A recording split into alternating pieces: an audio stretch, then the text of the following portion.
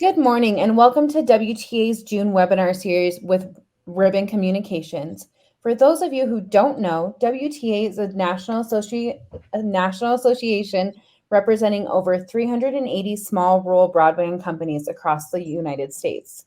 We provide advocacy and 2 educational forums a year, and as you can see, cough, cough, Hawaii, we have picked some awesome locations. So if you'd like to find out more about WTA, please feel free to email me, Taylor Myers, at taylor@w-t-a.org. And thank you again for attending. And I will now turn things over to Mr. Jack Breeden with Ribbon Communications. Thank you. Thanks, Taylor. Well, good morning, good afternoon, good evening, and all the ships at sea. Today, we're going to be talking about the intelligent middle mile. We're going to go into what the middle mile is, and then what we mean by intelligent here at Ribbon. And really, the focus of this presentation is not so much technical, although there are some details on that. It is primarily an architectural or design discussion to enhance revenue growth. I'm Jack Breeding. I'm the director of IP Optical Business Unit here, primarily for the rural and tribal nations markets. So let's start talking about money. Really everybody's favorite topic. I'm not saying anything new, things that you don't know. There are historic levels of public investment through all number of vehicles within the U.S. government. Some of that filtering, of course, through state broadband offices and so forth. But this is more public funding, public investment than any of us have seen in our lifetimes. And we are not likely to see this again. So very important, regardless of how much you've been awarded or how much you're considering requesting. Always important to spend that money wisely and make sure that investment pays off for you. One thing to note, those of you that have looked into this more closely, there is little to no OpEx funding here, right? Almost all of it is CapEx. That's an important point to keep in mind. Obviously, you want to build to your plan.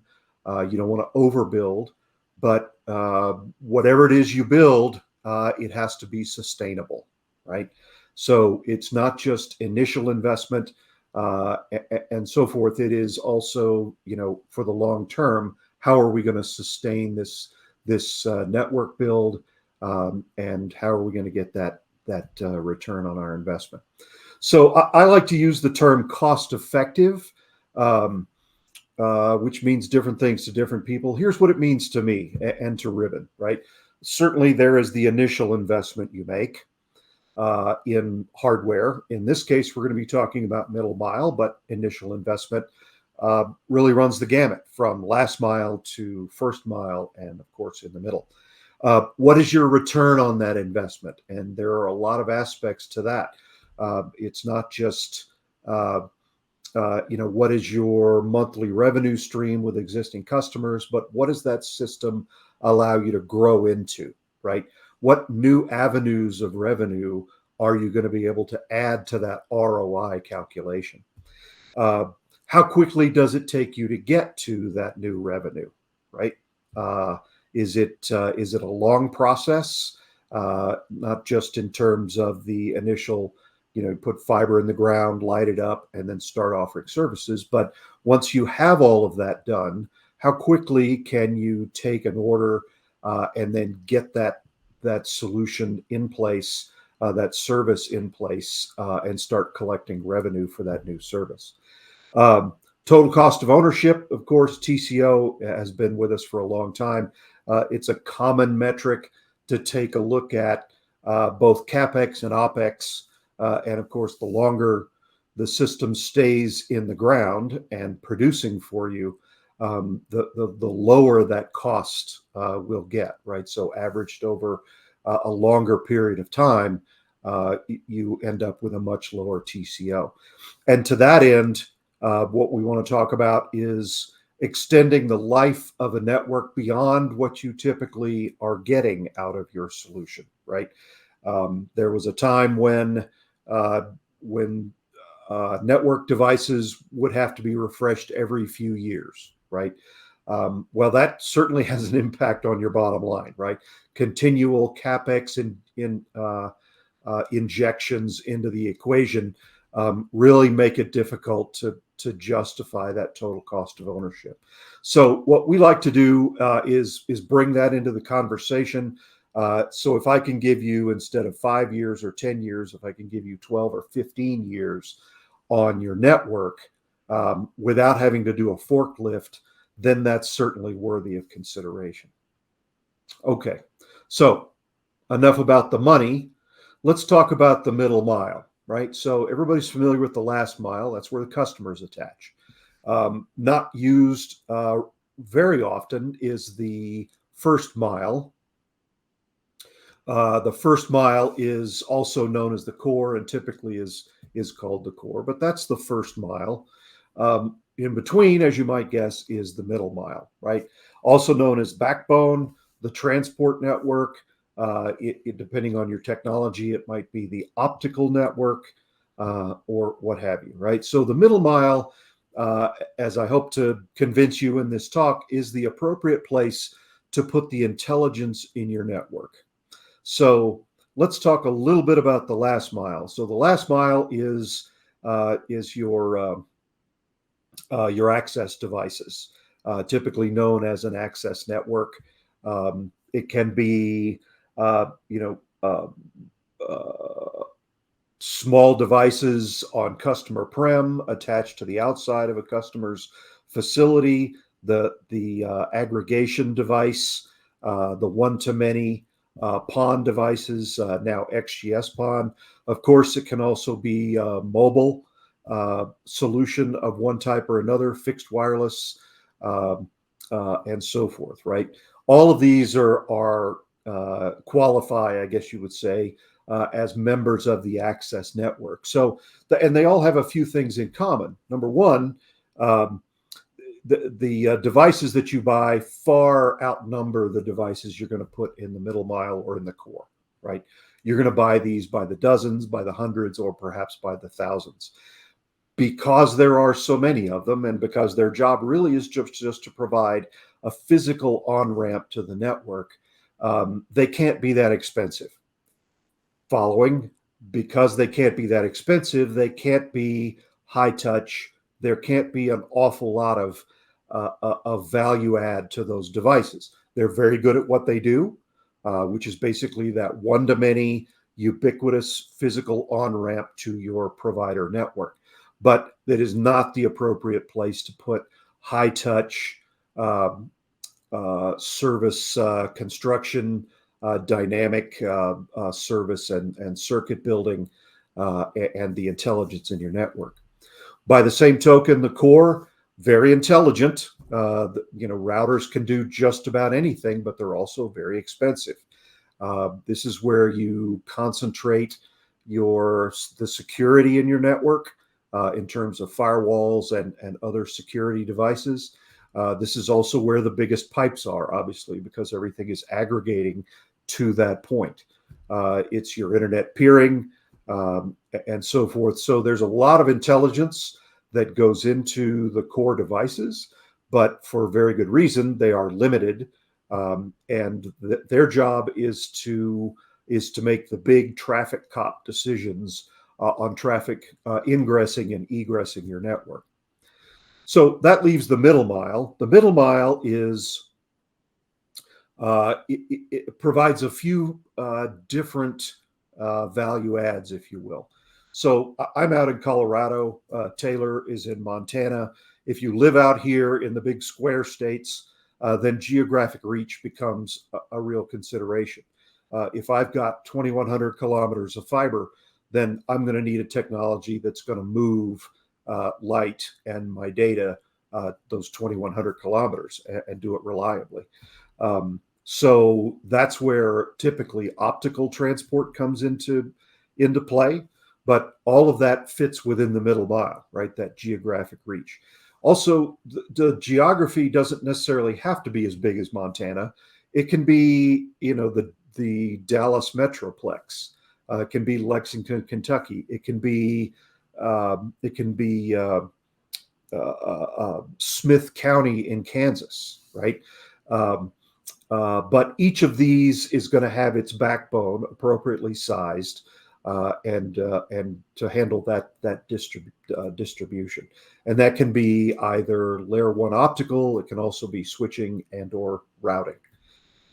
Flexible capacity. So extremely critical here to be able to appropriately support all of the access devices out there.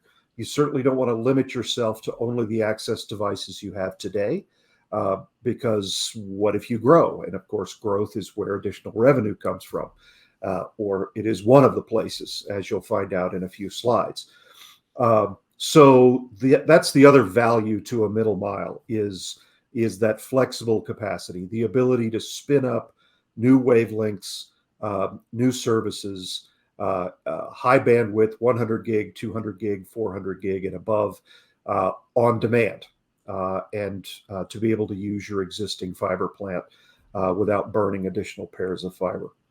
And then finally, where the intelligence part comes in is that service awareness. So while routers certainly are service aware, they're aware of the types of services they're transporting it.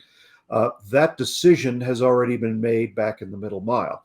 The service creation, the recognition of the customer, the assignment of special handling to that customer's services, be it protection, encryption, an HOV lane through the network, special quality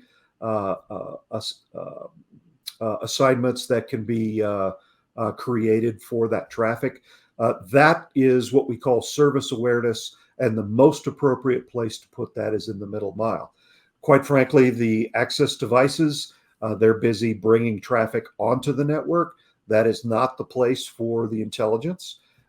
It would be prohibitively expensive to buy hundreds or thousands of those devices if they even made them like that. So the middle mile, as we'll see in successive slides, is really where you want to put that additional service awareness. And so we're going to move beyond the definition of the middle mile or the backbone as simply dumb pipes, right? Pipes that are big and they move data efficiently, but there's not a lot of touch in them, right? We're going to move beyond that definition and go to the intelligent middle mile. So here's what we're seeing. I've been in the business a little over 20 years now. I have seen more change and more growth in opportunity in the last few years, even prior to the money coming from FedGov. But in terms of the technology, the protocols, the capabilities and capacities that the industry as a whole, not just Ribbon, but everybody have been building, it's really quite remarkable. More in the last 3 years than in the previous, 17. So, of course, traffic growth, not saying anything new here. Traffic growth is ever present and will be for the foreseeable future.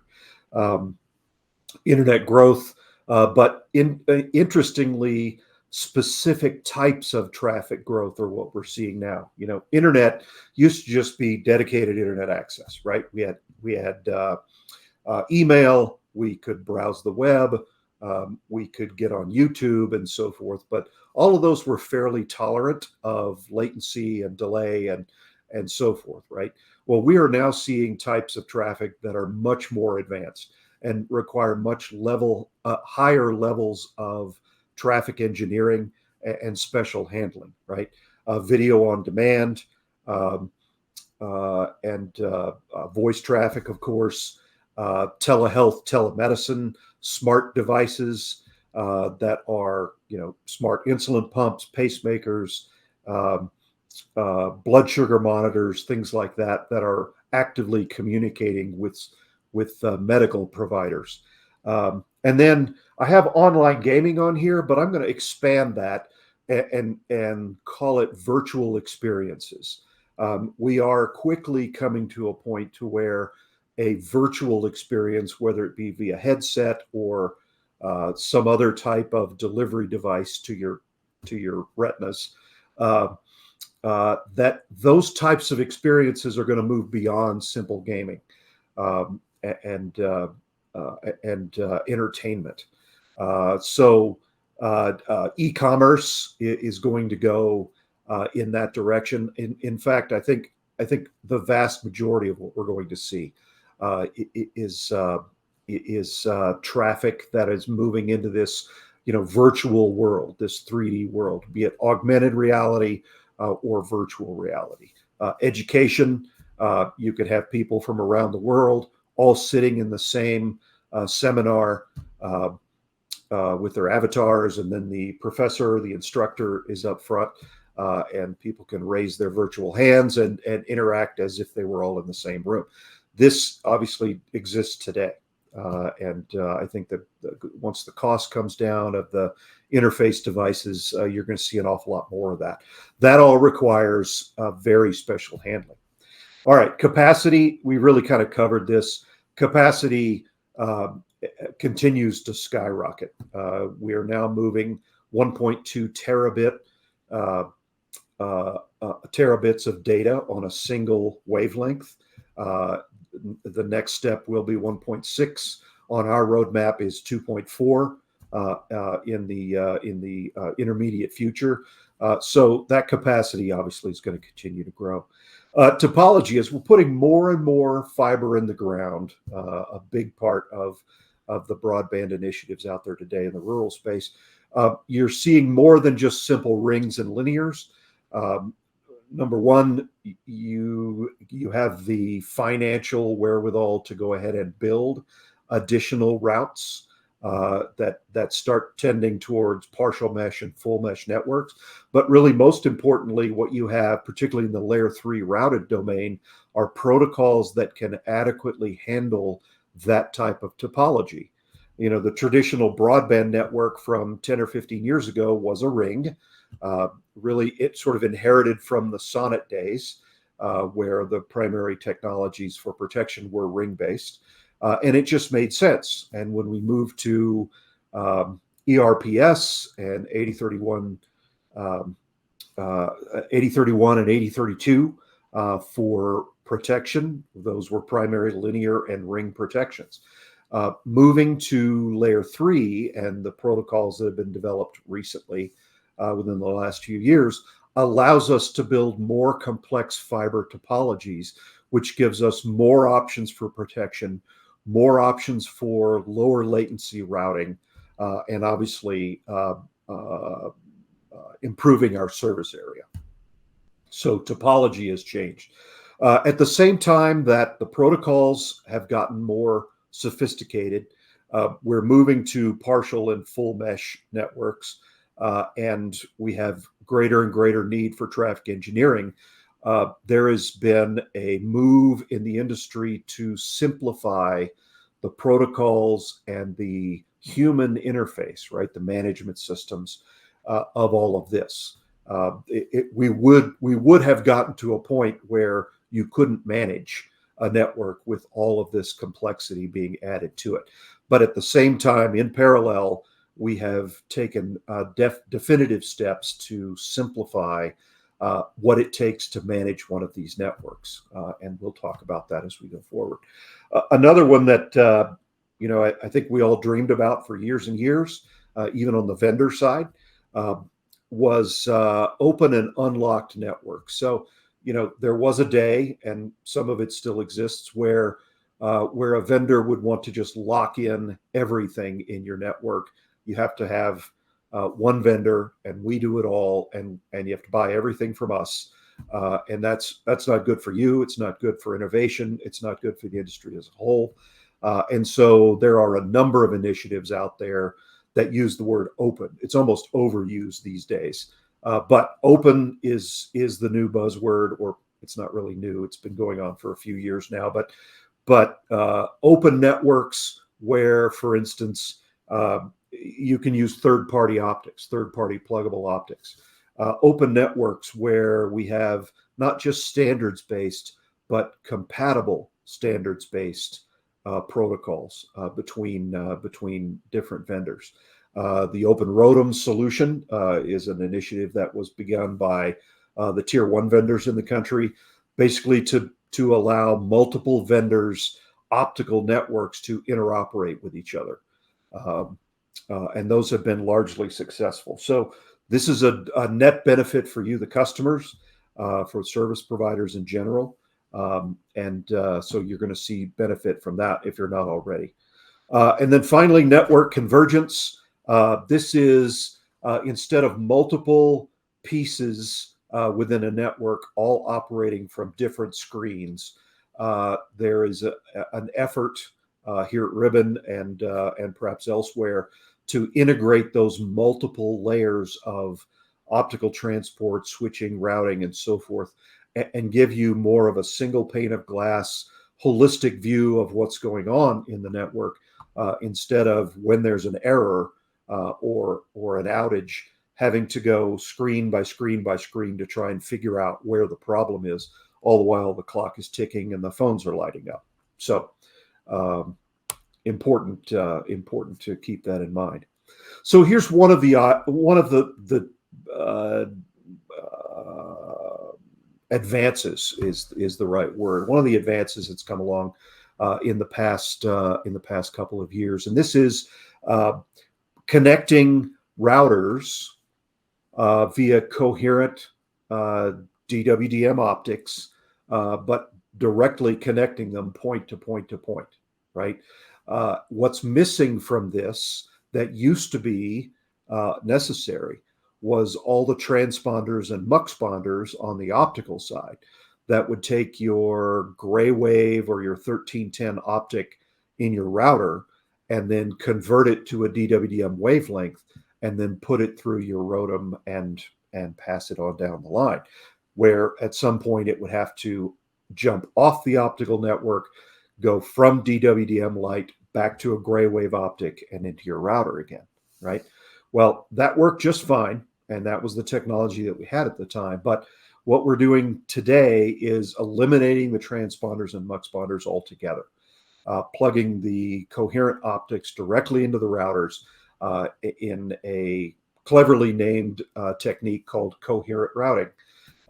And what this does is it gives you really all the benefits of an optical network, but none of that extra expense of simple media conversion and so forth. So simply put, you put the coherent optics in the router. You can amplify them if you need to. We also have bright optics these days. This is industry-wide. This is not a specific to Ribbon, but there are coherent optics today that launch at 0 dBm, so-called bright optics. These are really changing the game in terms of their reduced costs for the bandwidth that they handle, as well as their ability to eliminate, in some cases, amplification and other issues like that. So we're really streamlining, slimming down what this network looks like as compared to even 5 years ago, and giving you exactly the same or even better capabilities, right? So coherent routing, very straightforward. What we're doing is simply removing some of those unnecessary media conversion devices in the middle, and then giving you that 100, 200, or 400 gig backbone through the network. Speaking of bandwidth, a lot of folks are moving from 100 gig or moving up to 100 gig, perhaps considering 200 gig, and then even looking at 400 gigs. So just a few thoughts here on this, right? A little bit of history. So 100 gig works just great as a line side, a network side interface. There is also a 100 gig client side interface, as I'm sure you're aware. So it's symmetrical. It works very well.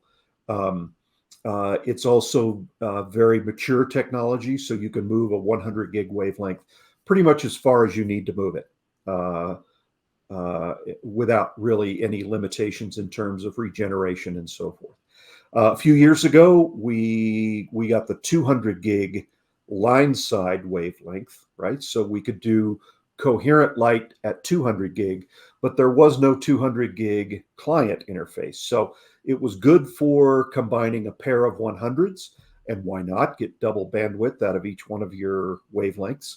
But that was pretty much where it ended, right? And there was always a price premium for that, of course, you might expect, but that's 200 gig. So today there is a 400 gig E standard, and we've moved back to being symmetrical again. There's a 400 gig line side or network side interface, and there's a 400 gig client side interface. I can carry 4 100s, as you might expect, inside that 400. So let's move. So far, 1, 2, and 4, simple math, right? So look at my chart here. So this is industry analyst that is fairly well known out there, and this is the projection, some history, and then projection the rest of this year and into next year in terms of the uptake for 400 gig. So is this how much bandwidth is growing? Well, in some cases, yes. Certainly in data centers, it is certainly growing this fast. In the rural sector, perhaps not that quickly, but there is a reason why, besides simple capacity growth, that this curve is up and to the right. Notice that 200 gig is kind of pinching out as we move into the future. 100 gig is going to continue to grow because it's kind of a basic building block of network traffic today. So here's the punchline, right?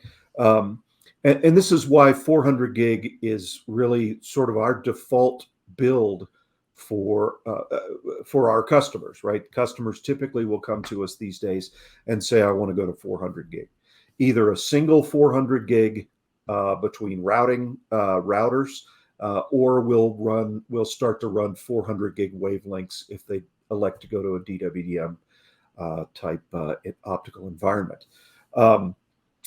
Even if they don't need 400 gig right now, the price on these 400 gigs really never was all that high, comparatively speaking, and it has only come down over time. So to be really clear, the most expensive we ever saw, the 400 gig optics, comparable to 100 gig optics, was about 125% of the price. So to say it another way, a 25% upcharge for 4 times the bandwidth, right? Well, that's a pretty good deal. Since then, the prices have only come down. So this is certainly something to consider when you're building for the future, right? Particularly if your network's going to be in place, as we hope it will, for a minimum of 10 years. This is a direction that you should definitely consider for economic reasons alone. All right, so let's talk about service awareness.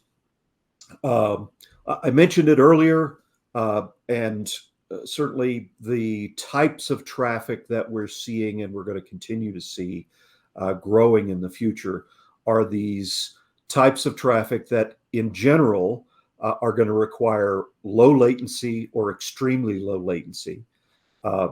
High speed used to be the way that we handled all problems, right? A problem comes up with either congestion or more customers or what have you, we would throw bandwidth at it, right? More bandwidth solves the problem. Well, we are now at a point to where more bandwidth does not solve the problem. And it's not so much congestion, it is picking the appropriate path through the network to make sure that latency is minimized, right? And this starts in the architecture phase and certainly continues throughout the life of the network. You need intelligent middle mile devices that are aware of customers, right? Can recognize the customer, knows what services they're looking for, can build those services either statically or dynamically, can maintain those services, improve or upgrade those services, and make sure that what I call the quality of experience for that customer stays high, right? There's a term in this field called quality of service, QoS. It's a layer 2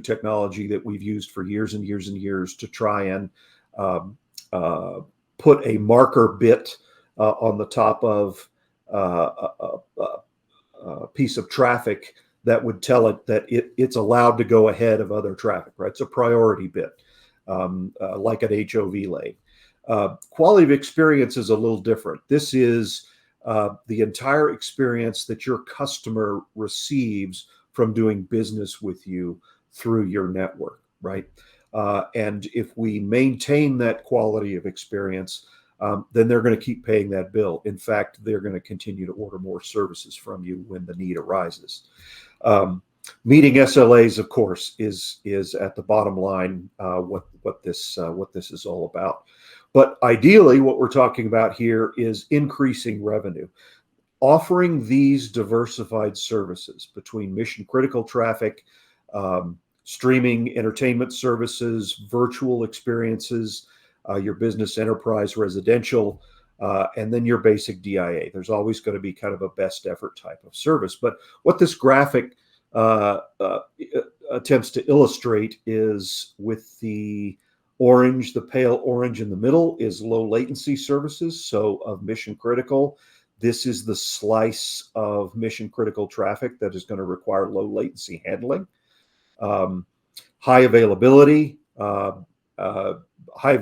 obviously important for a number of customers. And then bandwidth on the outside in dark blue, right? So you've got different types of services here, which, by the way, you're charging different monthly charges for, right? Premium services, semi-premium services, basic services, and so forth.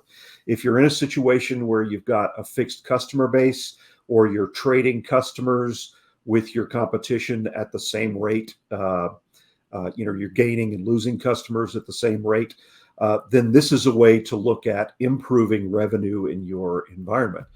If you're offering just a basic service across the board, then this is an opportunity, right, to think about how I might start catering to these types of customers and then offering that type of service. Underneath all of this is the necessity for your middle mile to recognize these and be capable of providing the service, the quality of experience that these customers are looking for. So quick little diagram here. It's similar to the middle mile diagram I started with. On the left-hand side is your access. In the middle is your backbone network. You've got some aggregation devices here. These are Ribbon Neptune routers. You've got a core solution here. And so if we just kind of take a customer's path through this network, of course, as we've known for years and years, if there's not enough capacity, then customers not going to be happy, right?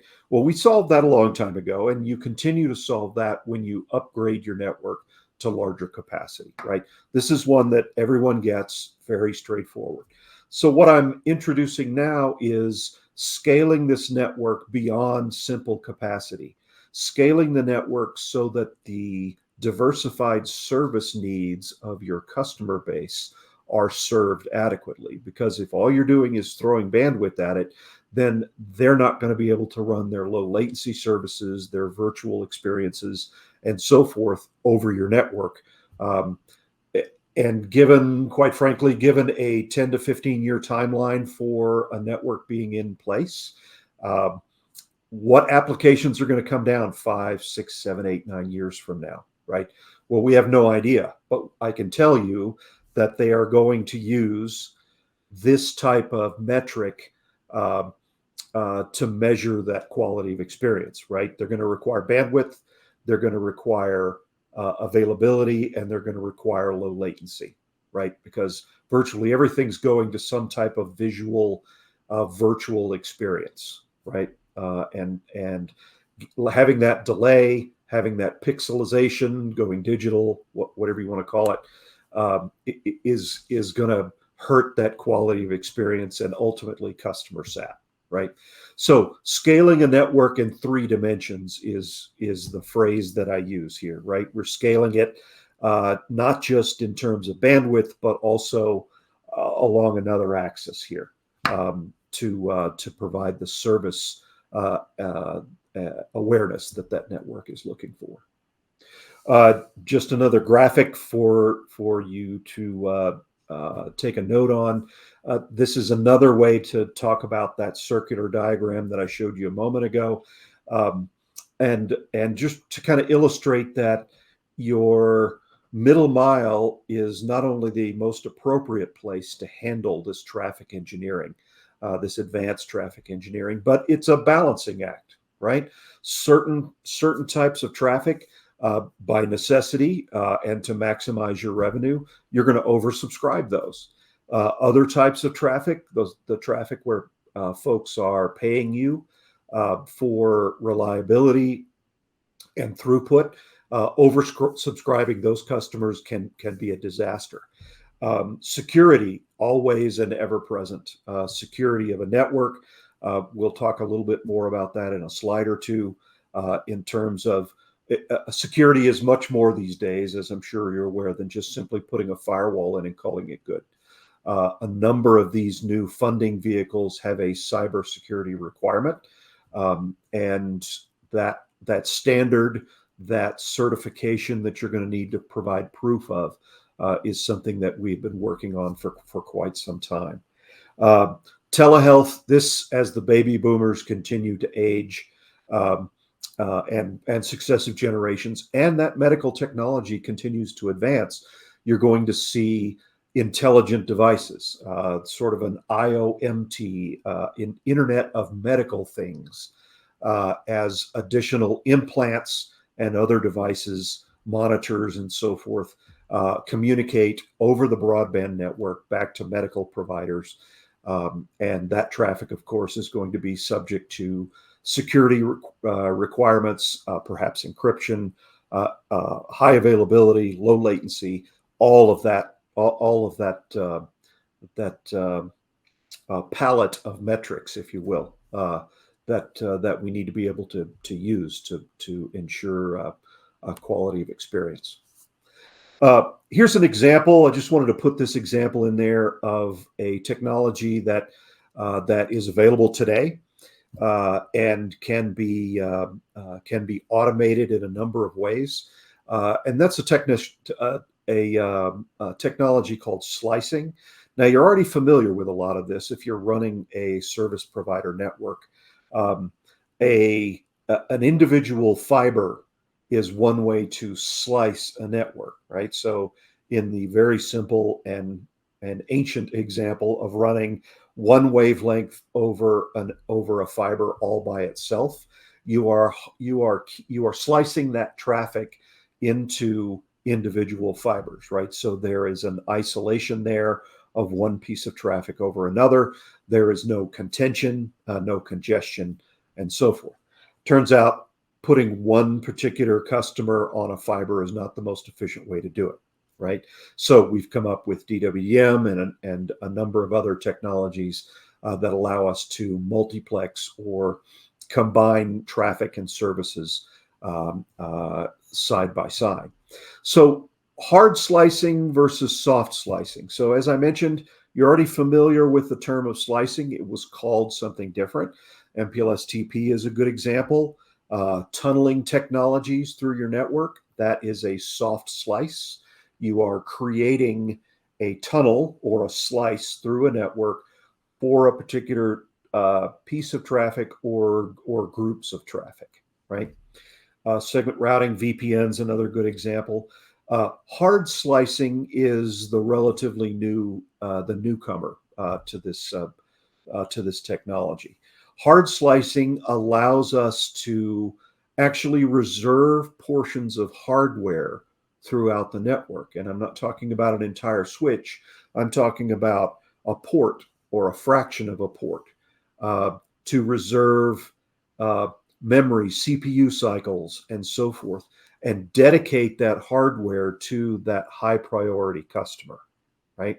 So hard slicing, along with a technology called Flexi or Flexible Ethernet, is something that allows us to literally tunnel through the hardware and reserve hardware resources for very important traffic.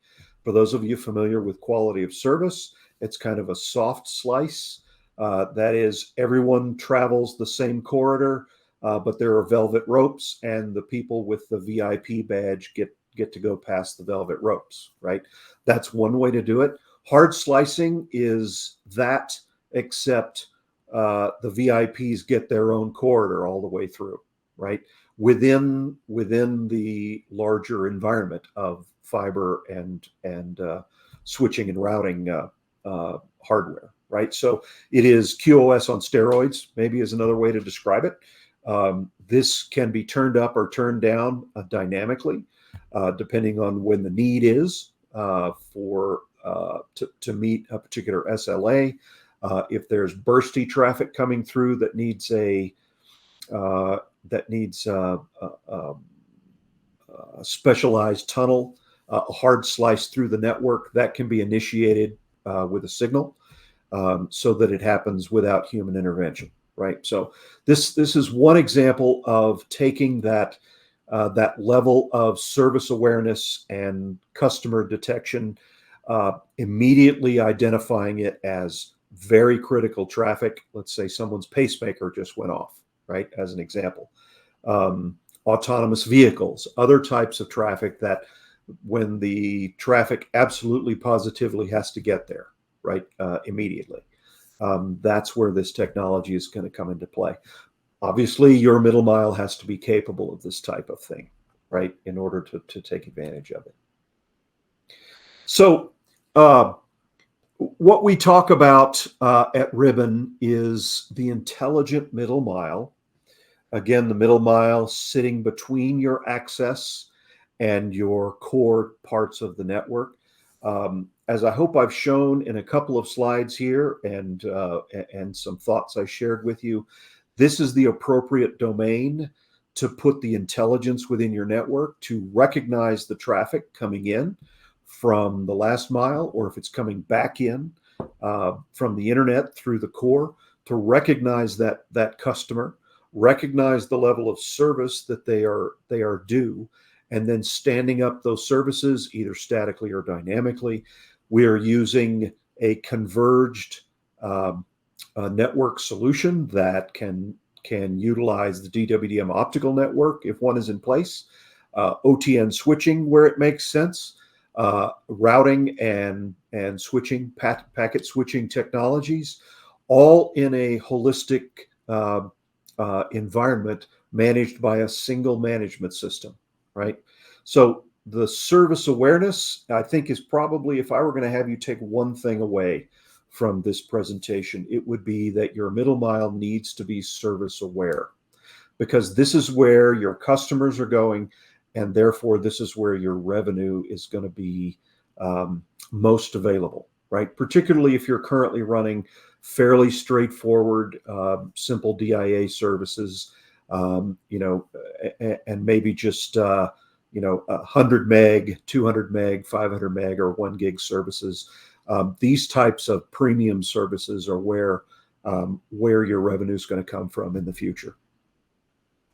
It also stands to reason, and we have the metrics to back this up, that an integrated holistic solution like this is going to yield the lowest total cost of ownership for you over time, right? The network is working together, designed to work together, is not the product of multiple acquisitions and label swapping on the front of the device.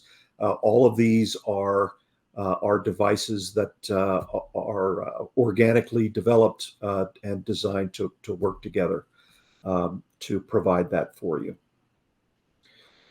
This is what they look like. They look like everybody else's boxes. There's really, 100 gig interface is a 100 gig interface, right? The secret, or not the secret, but the value is in the management and in the operating systems appropriate, right? And really, when it comes down to it, the interface with the human beings that work with this network is really where the effort needs to be placed. As the industry continues to move towards more white box or merchant silicon and so forth, it's going to matter less and less about individual hardware. As long as that device has the carrier class resiliency you're looking for, the redundancies that you're looking for, and then the interface counts, then it really doesn't matter. Your customers certainly don't care what label is on the outside of your hardware, right? They care about that quality of experience, right? And that's the bottom line here at Ribbon. My last slide is just kind of a summation of who we are. We build standards-based IP and optical solutions. We are deployed globally, have been since 1961 in the telecom and critical industry fields. One thing different about us is that our licensing fees are one and done, right? Persistent licensing fees where you have to license the ports over and over and over again, continue to contact your vendor to make sure you're in compliance. That is not how we do business. Once you have bought the software, it's yours. All of our support is right here in the United States, multiple labs, and a support facility that averages 15 years on the board. So very experienced folks. We are Buy America Act and BABA compliant, which if you're not familiar with those technologies, with those terminologies, with that legislation, this is the government. Nothing ever comes completely for free from the government. If they provide the monies, depending on which funding vehicle it is, that equipment has to be either Buy America standard or Build America, Buy American, right? Which we abbreviate to BABA, right? So we can talk a lot more about that if you're curious about it. Certainly, there is lots of information out on the net. Essentially, it has to do with where the equipment is manufactured, right? And then finally, best of all, if you order from us, you can actually get the equipment that we sell. We sell everything in the portfolio and deliver it really at maximum 10 to 12 weeks. And even during the worst days of COVID, we were maintaining 10 to 12 weeks. Sometimes we can get it even quicker than that. So very robust supply chain. All right, enough for the sales pitch. Thank you so much for joining today. Thank you, Taylor, for the opportunity. If there are questions, I'm more than happy to answer those. Otherwise, I'm happy to talk to you offline, and I'm sure I'll see you out there at a trade show somewhere. Thanks.